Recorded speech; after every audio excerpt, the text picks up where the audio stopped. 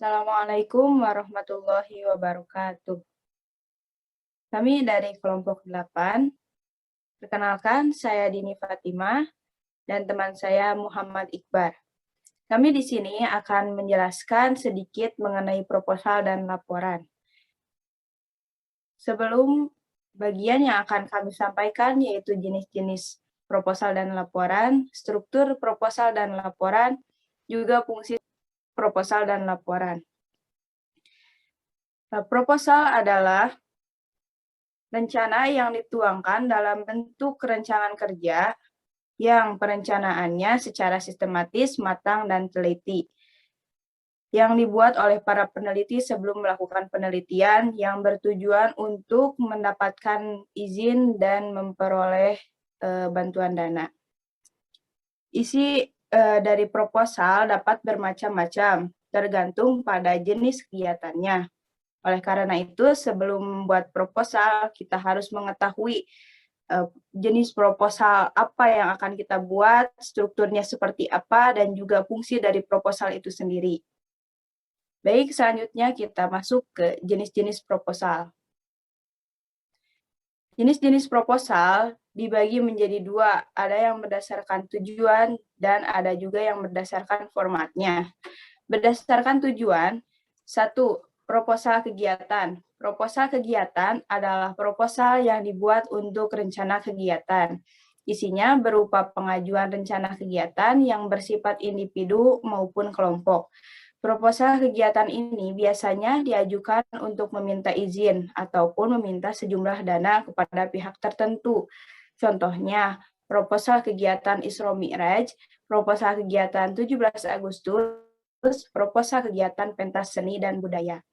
Yang kedua ada proposal bisnis. Proposal bisnis adalah proposal yang berkaitan dengan dunia bisnis, baik untuk bisnis individu maupun kelompok.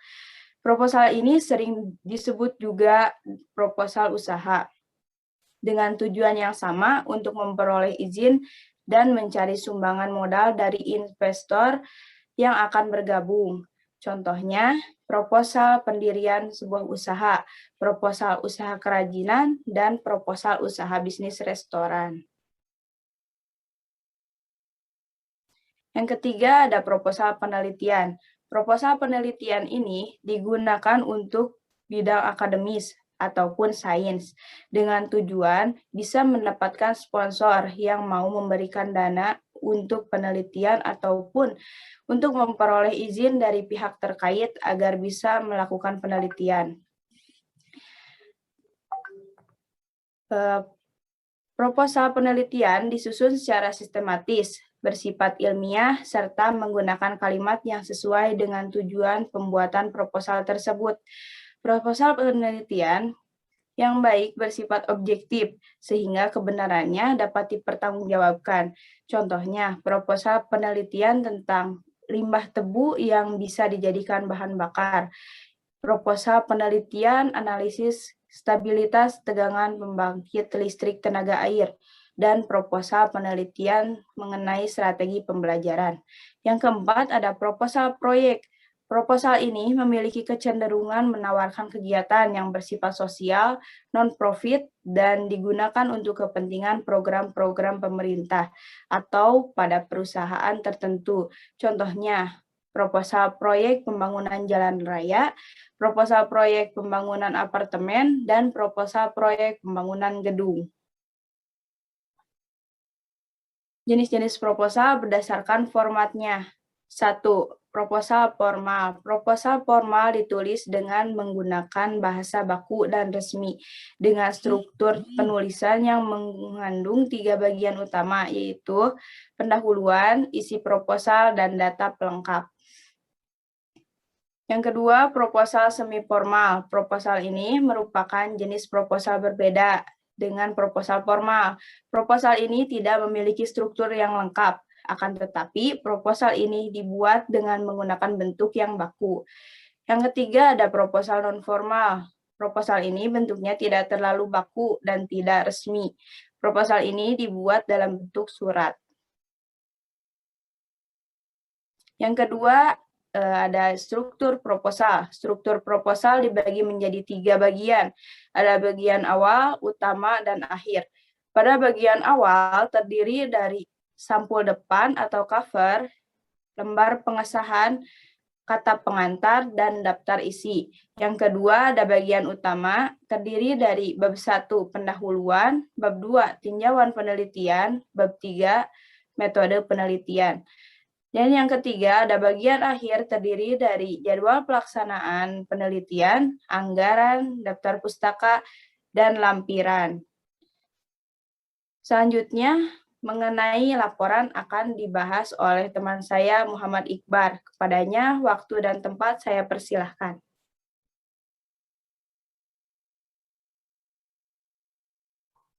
Baik, selanjutnya saya akan menjelaskan mengenai laporan. Yang pertama, saya akan menjelaskan definisi dari laporan. Menurut Kamus Besar Bahasa Indonesia, laporan merupakan segala sesuatu yang dilaporkan. Sedangkan menurut istilah, laporan adalah suatu bentuk penyampaian berita, keterangan, pemberitahuan, ataupun pertanggungjawaban baik secara lisan maupun secara tertulis dari bawahan kepada atasan.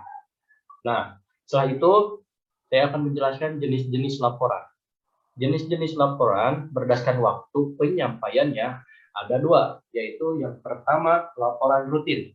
Laporan rutin adalah laporan yang dibuat secara rutin menurut waktu tertentu, misalnya mingguan, bulanan, atau tahunan, misalnya berupa informasi dengan pelaksanaan aktivitas pada 1 tahun organisasi tertentu. Yang kedua ada laporan insidental, merupakan laporan yang dibuat dengan waktu yang tidak terjadwal tetap.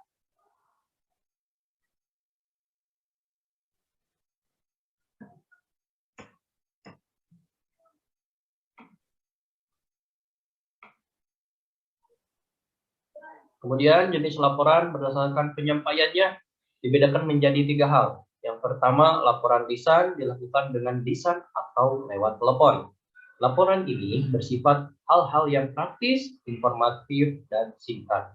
Yang kedua ada laporan tertulis, dilakukan dengan membuat laporan yang ditulis dan disertai data-data yang mendukung. Laporan ini bisa digunakan untuk laporan formal maupun informal.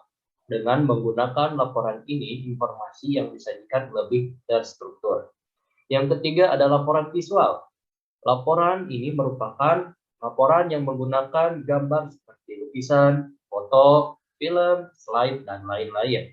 Laporan ini biasanya ditemukan pada berita di televisi ataupun film dokumentasi. Nah, selanjutnya berdasarkan maksudnya, laporan dapat dibedakan menjadi 6. Yang pertama ada laporan informatif, laporan rekomendasi, laporan pertanggungjawaban, laporan analitis, laporan perkembangan, dan laporan studi kelayakan. Selanjutnya, berdasarkan bentuknya, laporan dibedakan menjadi 3, yaitu ada laporan berbentuk surat. Laporan ini adalah yang dibuat secara tertulis dalam bentuk surat, isinya antara 1 sampai 4 halaman. Yang kedua ada laporan berbentuk naskah.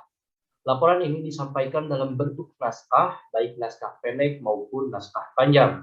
Yang ketiga ada laporan berbentuk memo. Laporan ini ditulis menggunakan memo. Umumnya isi laporan tersebut adalah pendek. Nah, selanjutnya bagian struktur laporan. Struktur laporan ada 3 struktur. 1 pendahuluan, 2 isi laporan dan pembahasan, 3 penutupan. Nah, 1 dulu pendahuluan.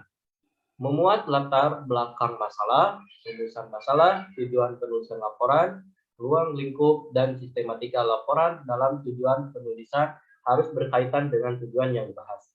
Kedua, isi laporan dan pembahasan. Mencakup isi laporan ditentukan masalah, maksud atau tujuan laporan, informasi yang mengacu permasalahan, dan data valid yang terpercaya. Yang ketiga ada penutupan. Bagian laporan yang tidak mengandung analisis. Jika suatu laporan mengandung analisis, bagian akhir laporan akan berupa kesimpulan yang berisi penilaian. Nah, selanjutnya fungsi dari proposal dan laporan. Fungsi yang pertama untuk proposal ialah fungsi proposal untuk melakukan penelitian yang berkenaan dengan agama, sosial, politik, ekonomi, budaya, dan sebagainya. Yang kedua, fungsi proposal untuk mendirikan usaha kecil, menengah, atau besar.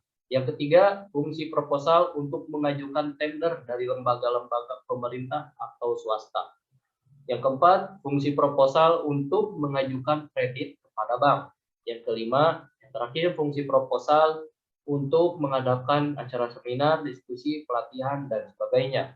Kemudian, untuk fungsi laporan.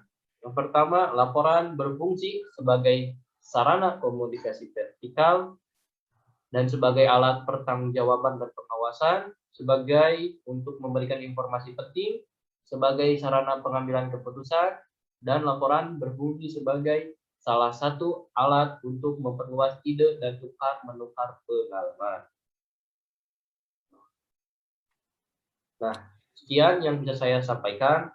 Mohon maaf bila ada kekurangan dalam penyampaiannya. Terima kasih. Mungkin sekian yang dapat kami sampaikan mengenai jenis-jenis, struktur, dan fungsi dari laporan dan proposal.